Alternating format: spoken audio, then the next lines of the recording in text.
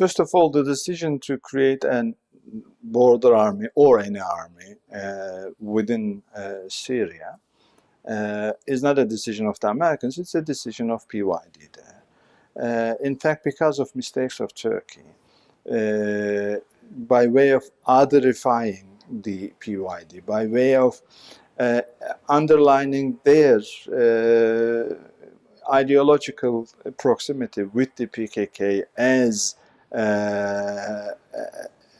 a kind of organizational allegiance and so on, we have lost Ankara has lost the possibility of working with them, despite the fact that their leader used to have red carpet treatment in Turkey beforehand. So Turkey could have easily worked with them. In fact, the Kurdish fighters helped Turkish army when Turkey wanted to take away the graveyard of Süleyman Shah, the last Turkish island outside Anatolia.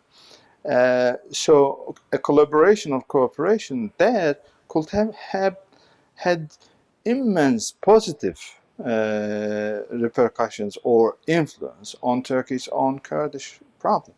It didn't happen. On the contrary, we are losing not only the Syrian Kurds, but also we are actually nurturing their desire to become independent, because they realize that there's no chance to work with the regional governments. They will never trust in Bashar al-Assad regime. They will never trust in Turkey anymore. They will never trust in Baghdad regime. They have been cheated by them more than they have been cheated or abandoned by Western powers. So this is their own decision.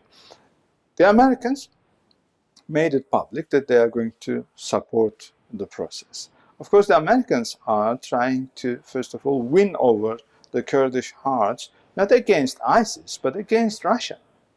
Otherwise, America is a negligible player in Middle Eastern politics. So if they want to, keep a foot in Middle East, the Kurds is the only option.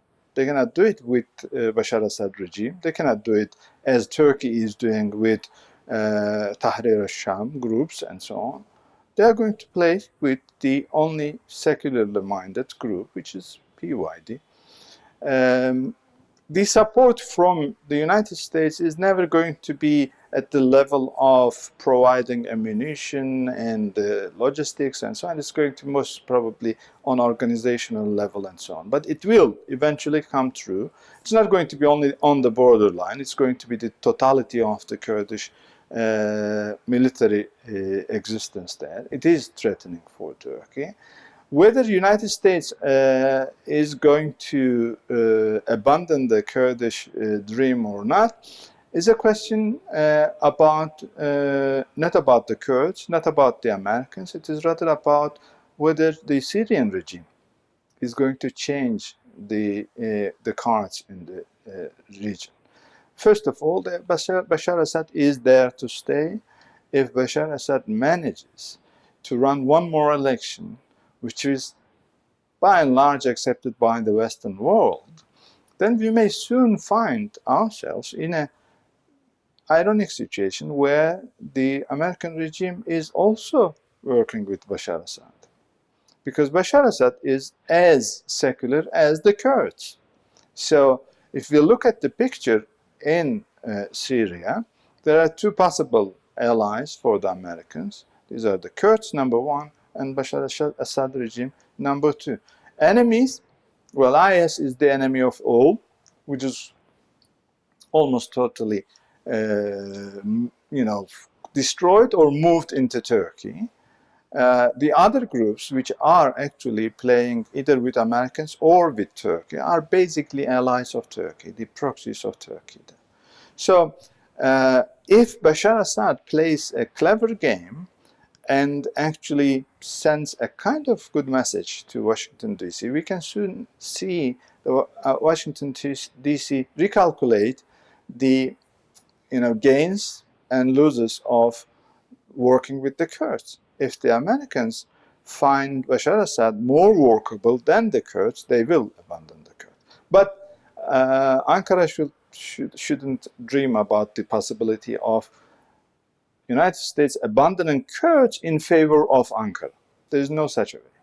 Yes, the Turkish president said this several times. Don't work with the Kurds. Whatever you want, we will do it for you. If you want soldiers, we will give our soldiers to you. Let the Turkish army do what do you want to do with the Kurds and so on. No, this is not going to work. Americans quite well know that the Turkish soldiers are not welcomed in Syria or in Iraq, and Americans are not going to accompany Turkish soldiers into any Muslim country. There is no way to see Americans abandon the Kurds only because of the influence of Ankara. Turkey has nothing, no, I can say, bribe to give, political or economic or militarily to give to Washington DC to convince them that working with the Turks is more profitable than working with the Kurds. But Syria can't do that. So the picture is still vague. We cannot see everything. But yes, the Kurds had been abandoned several times, not only by the Americans, but by the British, by the Western Alliance. It didn't happen only in the last 20 years. During the First World War, the Kurds were also promised an independent country by the British. They didn't keep their promise and so on. So I think the Kurds had to take their lesson. And in fact, when I look at their determination to establish their own army, it seems that they foresee a possible abandonment.